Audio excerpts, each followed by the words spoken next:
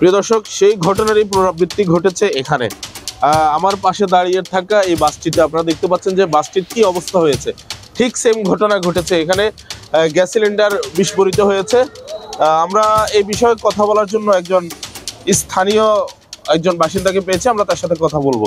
আপনি যদি আমাদেরকে জানান কখন এই ঘটনাটি ঘটেছে? রাত 3:30। রাত 3:30। আচ্ছা, আপনি কি শুনছেন এখানে কয়জন মারা গেছে বা কয়জন আহত হয়েছে এই বিষয়টা? দুজন আমাদের দর্শকদের উদ্দেশ্যে একটু বলেন। মোট 3 জন মানুষ ক্ষতিগ্রস্ত হয়েছে, 2 জন মারা গেছে, একজন আবার আল্লাহ রাখলে আছে। প্রিয় দর্শক, আমরা এই মুহূর্তে অবস্থান করছি লক্ষ্মীপুর পৌরসভার 11 নং ওয়ার্ডের গ্রিনলিফ ফিলিং স্টেশনে। গত কিছুদিন আগে এখানে একটি বাস দুর্ঘটনা ঘটেছিল। দুর্ঘটনাটি ঘটেছিল বাসের মধ্যে যে গ্যাস সিলিন্ডার থাকে সেই সিলিন্ডার বিস্ফোরিত হয়ে এই ফিলিং স্টেশনে 3 জন লোক মারা গিয়েছিল এবং 10 জনের অধিক আহত হয়েছিল। সেই ঘটনারই পুনরাবৃত্তি ঘটেছে।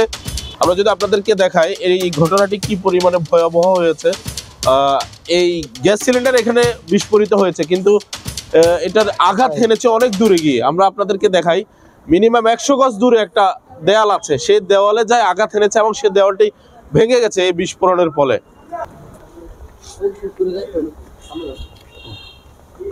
আচ্ছা, আপনি কি এসে ওই যারা মারা গেছে ওদেরকে দেখছেন? একজন মারা গেছে এখানে, এই জায়গায় একজন হসপিটাল মারা গেছে। আচ্ছা, যারা আহত হয়েছে ওদেরকে কোথায় নেওয়া হয়েছে? হসপিটালে নেওয়া হয়েছে। প্রিয় দর্শক, আপনারা শুনছিলেন যে 2 জন লোক মারা গেছে এখানে, আর বাকি 3 জন আহত হয়েছে, গুরুতর আহত হয়েছে। তাদেরকে লক্ষ্মীপুর সদর হসপিটালে পাঠানো হয়েছে।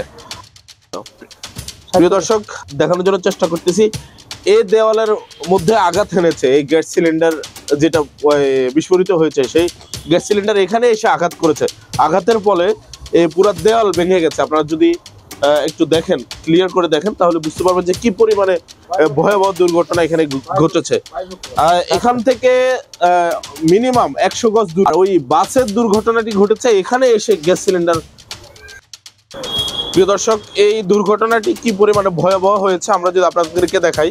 এই বাসের মধ্যে 4টা সিলিন্ডার ছিল, তার মধ্যে 2টা আছে, আর 2টা সিলিন্ডার বিস্ফোরিত হয়ে উড়ে গেছে। একটা ডান দিকে গিয়ে ওই দেওয়ালের মধ্যে আঘাত এনেছে, আর একটা উপর দিকে আমরা যদি আপনাদেরকে দেখাই, ফিলিং স্টেশনে যে ছাদ দেওয়া আছে সেই ছাদ ভেদ করে তারপরে উপর দিকে উঠে গেছে।